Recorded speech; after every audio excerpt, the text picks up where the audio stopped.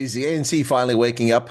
Well, I wouldn't hold my breath, folks, but an interesting development on the heels of the G20 ministerial summit that took place in South Africa.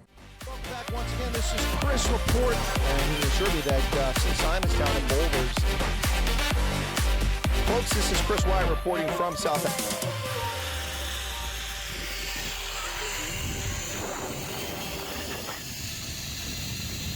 Foreign Minister of the Director of International Relations and Cooperation, Ronnie Lamola, had the following to say.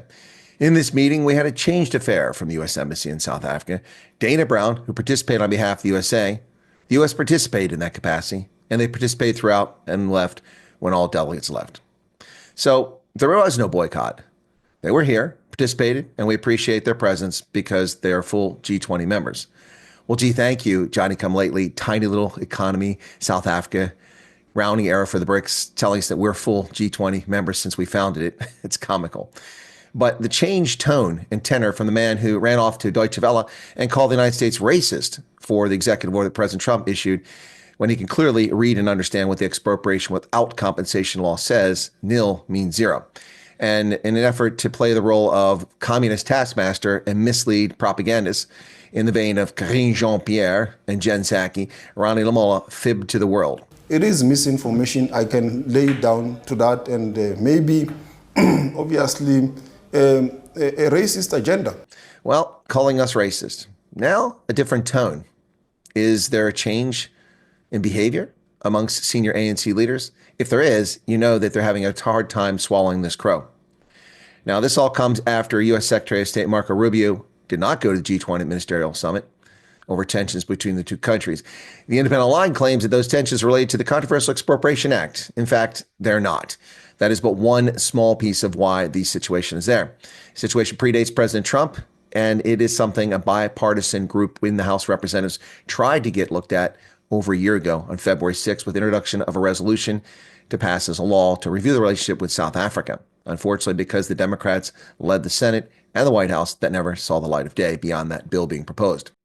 In addition to our Foreign Secretary, Secretary of State Rubio not attending, Secretary Scott Bessent, Treasury Secretary, also did not attend this. Very strong signal to the ANC, to Cyril Ramaphosa, to stop insulting America and lying about what's happening with their expropriation. Of course, Lamola famously lied to the world all over, especially in Berlin, claiming that, well, every country has this expropriation without compensation. This is nothing unusual. It's simply a normal course of events. The United States has eminent domain. Of course, Ronnie Lamola is a bald-faced liar.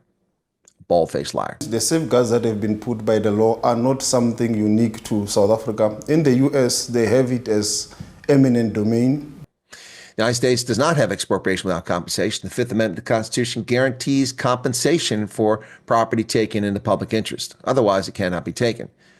This new law, signed by Cyril Ramaphosa in the dark of the night under the cover of darkness on December 20th, and only revealed to the nation 35 days later, after it was too late to take action by members of parliament, with 1/3 of the members signing a letter for the Constitutional Court. Too late. You get 30 days.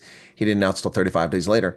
This law allows for the expropriation without compensation, nil compensation. And of course, they try to move the goalpost all the time and say, well, it's just because it's land that's not used. No, this is a onerous piece of legislation that, much like the Native Lands Act and all the other acts that follow that, will be used to dispossess people based on what the government of the day wants, not on basic natural rights, human rights, or the Constitution. So, is Ronnie Lamola changing his tune? Maybe, maybe not. But every time ANC takes a step forward, they put their foot right back in their mouth. It would be encouraging to see the ANC stop insulting America and start looking in the mirror. But I don't think they're capable of that. So this might just be a one-off in which Lamola got a spanking for running his mouth calling USA racist. Or maybe it's just happenstance. I don't know. Either way, it's going to be a long road to November when the actual G20 summit takes place.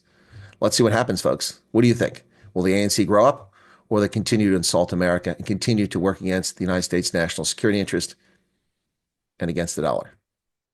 Your bet's maybe as good as mine. Do you work for the ANC? Maybe you can give us some insight. Cheers.